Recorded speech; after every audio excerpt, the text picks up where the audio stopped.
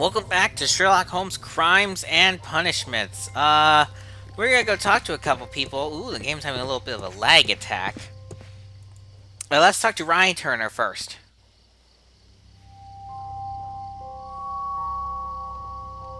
Eventually. Good evening, Mr. Turner.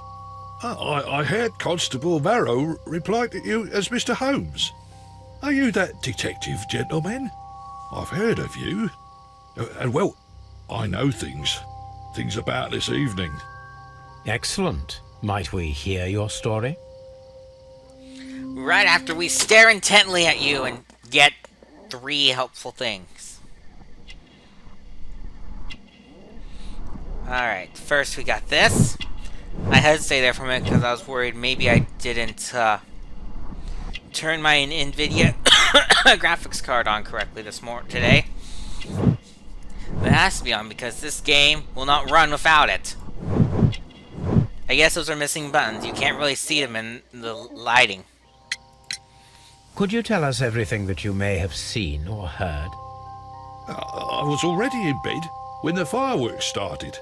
A few moments after, I clearly heard 2 gunshots from outside. Please continue.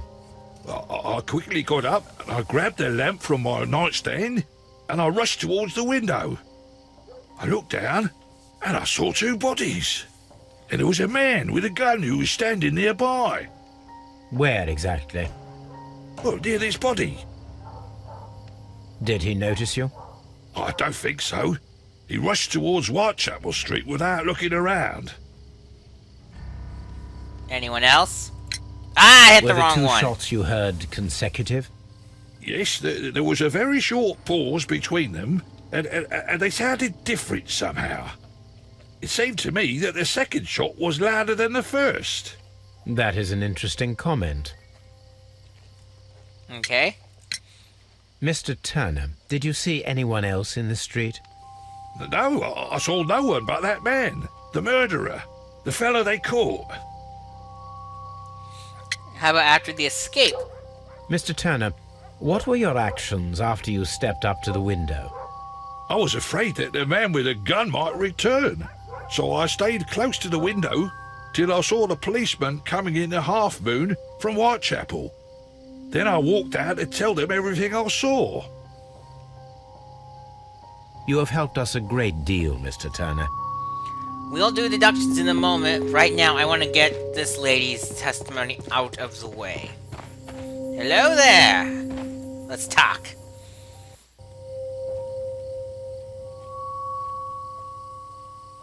Mrs. Howell?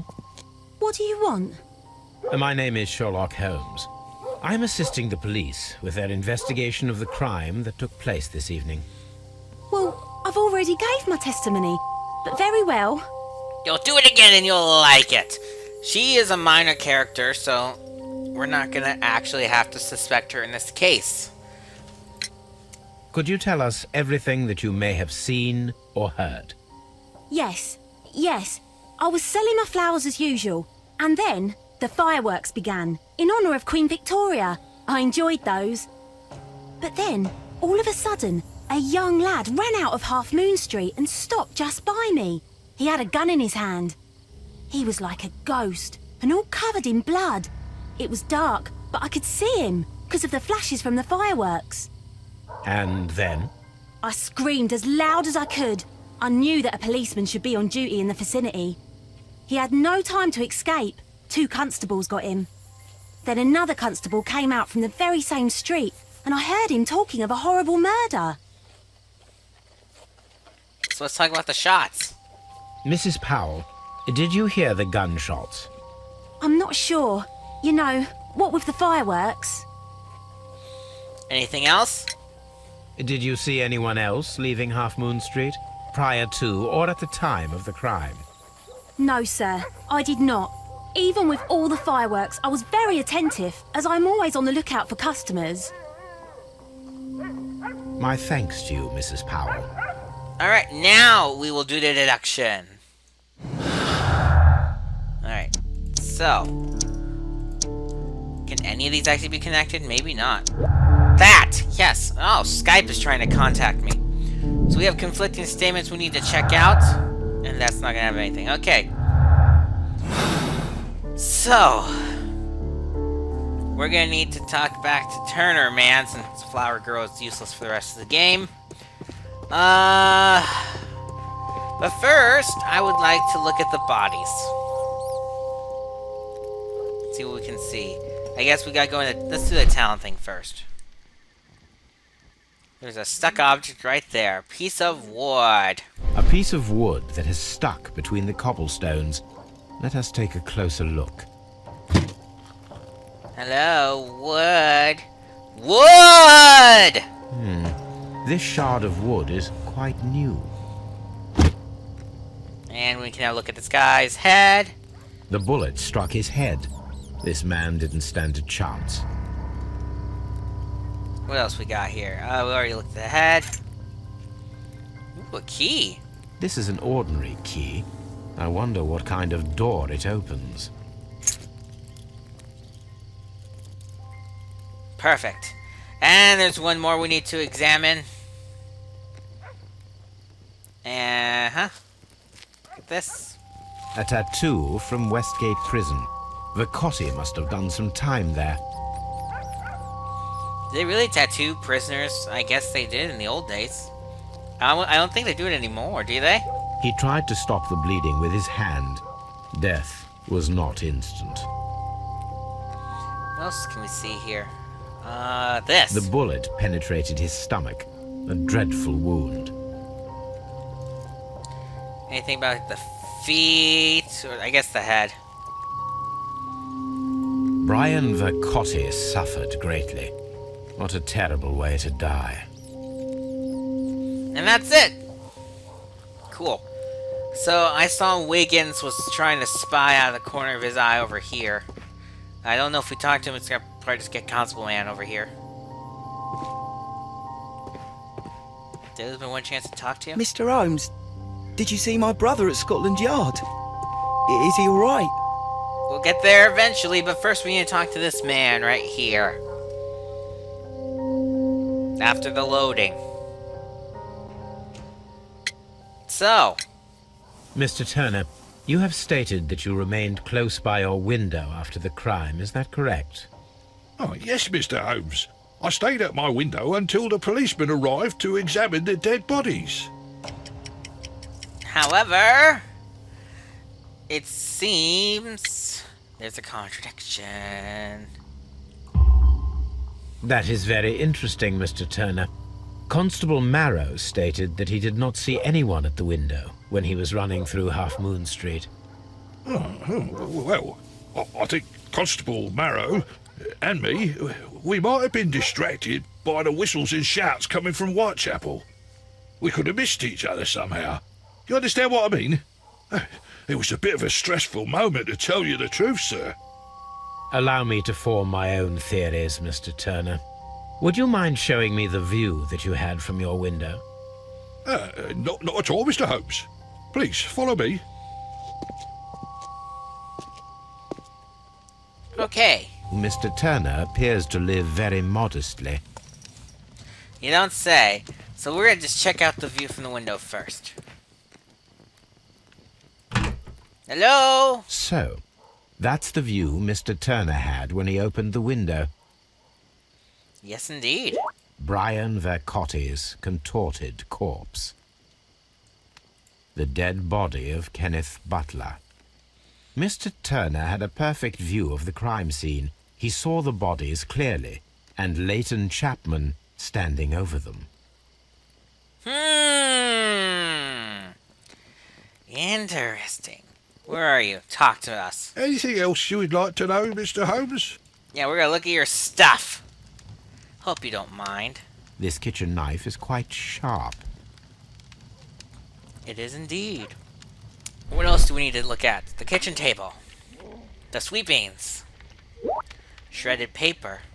Skype notification. There are pieces of shredded paper scattered over the table. This kitchen knife was used to cut the paper. Okay. Now we have that. Let's look at... There's something else worth looking at. Several somethings, actually, in here. This fire is dying out. It was last tended to over an hour ago. Can I just throw some wood on? Ah, fine. But we can see, if we look in the fire, in the ashes, there's a burnt piece of paper. The papers are almost entirely burned. I am unable to see what's written here. Flip it over. These words are illegible. Fine, we need to know that a little more. The papers were thrown into the fire just a short while ago. Okay. And a few more things to check. Like these shelves. There. The books on this shelf are in a mess. It looks as though Mr. Turner was trying to find something in a hurry here a short while ago. And we got this. A perfect match. So, Mr. Turner broke his stick when it became stuck between the cobblestones. He did not mention that he was so near to the victims. I mean, why would he? You know, that would make him suspicious! Of course, now we've learned this, we're doubly suspicious! Mr. Turner was roused from his bed by the sound of gunshots. Oh, I suppose it's time to reassemble the things. Yay! Don't you just love these? Alright, and now we have to do this in the correct order. Alrighty. So we got to got up from bed. Does that include taking the stick? Yep, got up from bed, took the stick. Number 2. He went over here. Opened the window and looked down. Then he approached the... Whoops. Approached the body. Took something, broke the stick. Number 4. Placed the broken stick. Took something. Number 5 was... Where's number 5? You're number 5. You're number 6. Let's watch. Ooh, what's that noise? I'm gonna come over here and see what the noise was. I'm a suspicious person. He opened the windows. He saw the things happening. Then he wobbled and hobbled and hobbled and wobbled and wobbled and hobbled and hobbled and wobbled and wobbled and hobbled and hobbled and wobbled and wobbled and hobbled and hobbled and wobbled all the way out here, where he looked at the bodies, and of course his stick got stuck in the ground right there. As you can see. You gotta pull the stick out.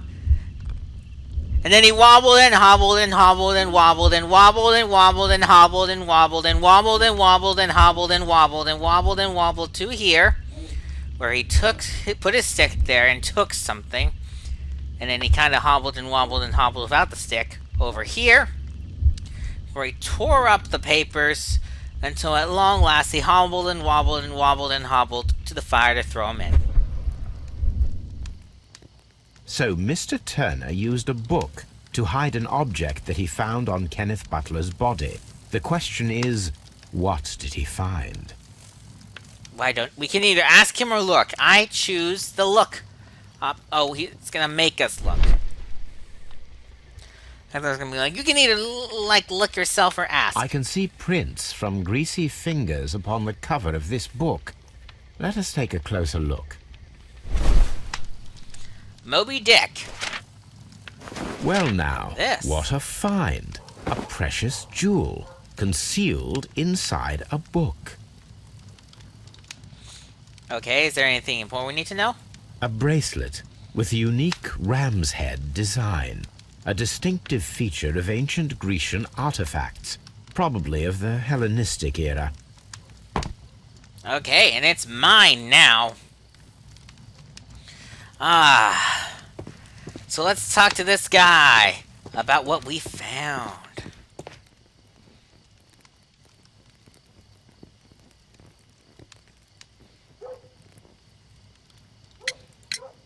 Mr. Turner, how would it be possible for a man of advanced years, such as yourself, to rush from his bed to the window in a matter of seconds, as you have stated? Well, I'm able to move very quickly, despite my age. And when the situation requires it, Mr. Holmes. Then why do you need to hobble and wobble and wobble and hobble? I highly doubt that, Mr. Turner. I observe that you suffer a severe limp due to your injured right leg. It would have taken at least 10 seconds for you to approach the window. That means you could have easily missed something or someone in Half Moon Street during that time. You're right, Mr. Holmes. I could have missed something. But it did seem to me that everything happened so quickly. Oh, time can pull tricks on you. Okay, so tell us the truth. And what of everything else that you told us? Mr. Turner, it is vital that we have your complete and true statement. Mr. Holmes, I do assure you that the other things I said were most sincere. We don't believe you for a second because of this. Mr. Turner, you were not sincere with me. Not then and not now. But Mr. Holmes... This, Mr. Turner, does not look like anything that a poor man might possess. It is worth more than the home that you live in. I can explain. No, merely correct me if I am wrong. You saw Leighton Chapman through the window, but you also noticed a glittering object on the ground, this precious jewel. You walked down and took the bracelet from the body of Kenneth Butler, and when you heard the whistles, you hurried away. That broke your walking stick. It caught fast between the cobbles. Constable Marrow was unable to see you in the window as you were climbing up the stairs on your way back to your flat. Upon returning home, you hid the precious jewel inside a book. Mr. Holmes, please don't send me to prison. I didn't do anything bad. I'm just a poor man. When I chanced upon the bracelet, I saw it as an opportunity to make a little money. I was desperate. I only took the bracelet, that's all, I swear. You made a mistake by lying to me. But you are not a criminal. I believe that. Although I must return this bracelet to its rightful owner. That's a shame. But it's the law, and we must follow the law. Now we're not going to wobble and hobble and hobble and wobble down the stairs, because we don't have a limp. We can just run. And I think we can talk to Copman here before we go into Scotland Yard. Just kidding, Copman's useless. So, whoops, that's the wrong button. We're going to go to Scotland Yard at long last. Wiggins wanted us to go right away, but we wasted like 20 minutes. No, we started the case last episode. I'm going to estimate half an hour of his life not going to Scotland Yard. I don't know if that's right or not. That sounds like a fair estimate. I might be off by a few minutes, though. No, that sounds almost exactly right. It has to be right. It has to be only half an hour. If you take the 20 minutes in this episode, and then I estimate we were on the case for like 10 minutes in the last episode, that's 30.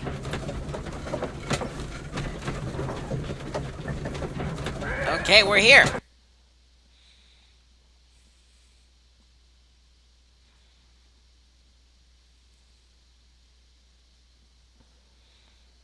Mr. Holmes, whatever brings you here so late at night? I'm interested in the case of young Leighton Chapman. He was arrested earlier this evening and accused of a double murder. I beg your pardon? That case is quite clear to the police. Or are there any new facts that we don't know about? Who knows, Inspector? Look, you are free to investigate, of course, Mr. Holmes. Chapman was arrested with a revolver in his possession, which you can find in the evidence room. The suspect himself is in custody. Did you find anything else on his person? A few personal belongings. Nothing particular, Mr. Holmes. Thank you, Lestrade.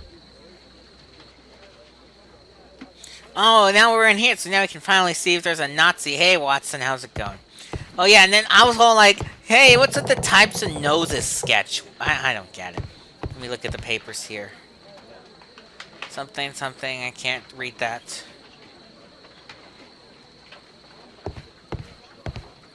Queen invites Charles Dickens. Haha! That's a That's a reference I didn't know about. There was a Christmas Carol thing in here. This is a thing of interest I want to say, but I can't really see where it mentions it. Because I can't really read that handwriting. It's so, like, weird. Alright, so we're going to ignore that for now. And we're going to head to the evidence room, which is only guarded by a gate. And let's take a look. So this is the gun that Leighton was holding when he was caught by the police. It is a Webley revolver, a reliable weapon. It seems as though the shells were not removed from the cylinder. Well, let's see what we can see. A few shots were fired. 2 shots were fired. 2 out of the 6 shells have been fired. There were 2 shots. Is that something you know? It's These not. cigarettes are filled with cheap tobacco. Nothing interesting. And we have an apple and a watch. A cheap watch. Bought with his own money, no doubt. Yeah, because you could steal way better than that. Deduction time! That's a lot of deductions.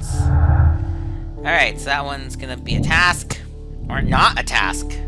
Back up. Different shots. Ooh, this is a choice. Oh, and I'm not ready to look at my choices. No! What are my choices even? Oh. Gee, I wonder! And that one has to be wrong. Because it wouldn't be red if the task we actually had to do was wrong. We just need to keep going. Well, this is not a good way to start. So we're missing evidence, obviously. Because... basically, yeah. Simultaneous shots is right, but we don't have the evidence to get this unread. So we're gonna need to deal with that right away. And I'll bet you we can deal with it simply by talking to the victim. Not the victim, they're dead. By talking to the supposed shooter. So! Please escort this suspect for interrogation.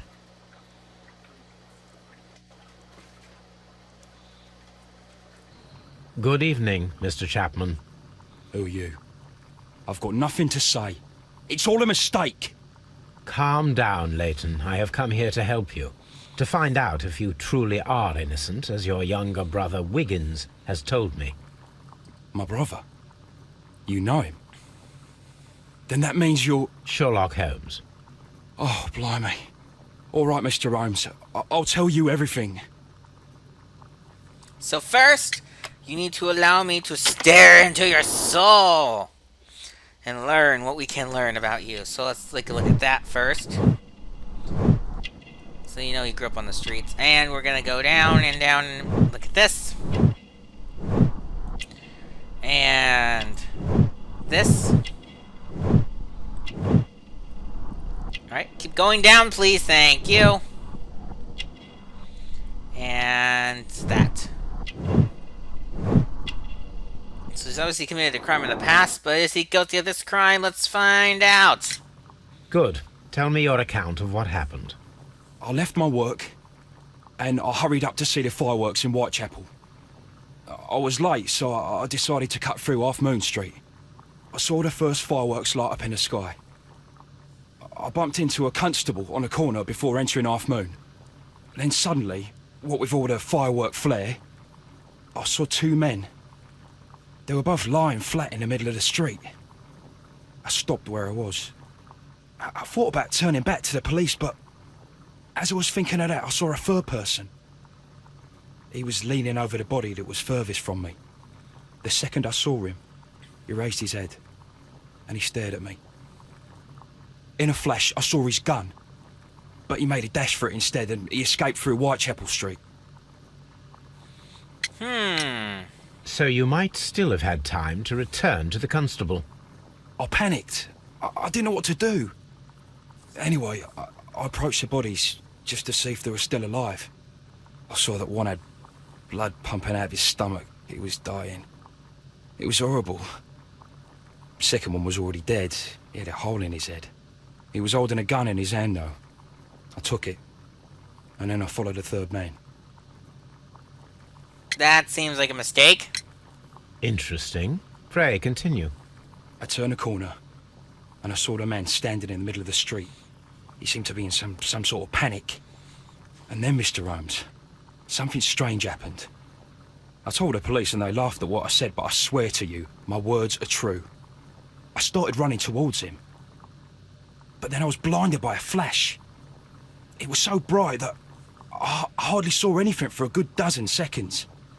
But I kept running forward. As I arrived in Whitechapel, I heard a woman screaming.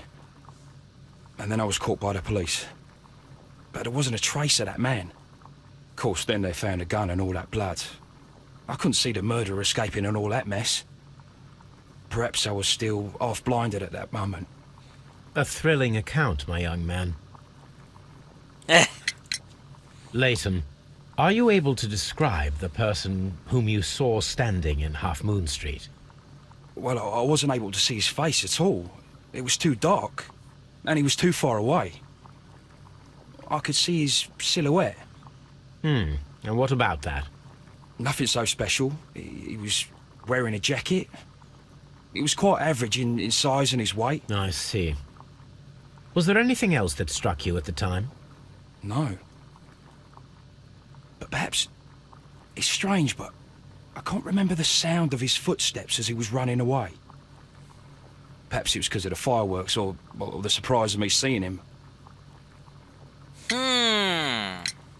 Leighton, I confess I am puzzled. Why should a young lad like you take a gun from the hands of a dead man and set off in pursuit of a probable killer? I know. I keep wondering that, but at the time it was like a reflex. A criminal ought to be arrested, and he was armed. You were willing to risk your life. That was a little foolish, unless you wanted revenge. No, Mr. Holmes. I was just being brave and stupid. Are you sure? Are you very sure? I'm sure that you were, but I believe that you may have recognized one of the victims, Brian Vercotti. You knew that gentleman well, did you not? However could you know that? You have a typical tattoo of the Westgate Brotherhood upon your hand. I observed exactly the same mark upon Mr. Vercotti. You came to know him from your sharing a past prison sentence. Am I correct, Mr. Chapman? Oh, God. You're right, Mr. Holmes. We're always right. Would you tell me a little about Brian Vercotti? We were convicted for a robbery. Once in prison, both of us joined one of these fraternities. During that year, we tried to help each other out, you know? Now, you were quite young then, I believe. Yes, Mr. Holmes, we were. We'd only stolen a pound of meat. After we were released, and when I saw what my little brother had become, I decided to work towards living an honest life. And Vercotti? He had a hard time. His sister had died in a Whitechapel dispensary while he was in prison. He had no family anymore. Our paths split. He fell back into crime. So you lost him? Yes. And for around 2 years, I heard no news of him at all. We shall see you soon, young man. Okay. And that, I think, is where we're going to cut it for today. So next time on Sherlock Holmes, Crimes and Punishments, we got some deductions to do. See you guys then.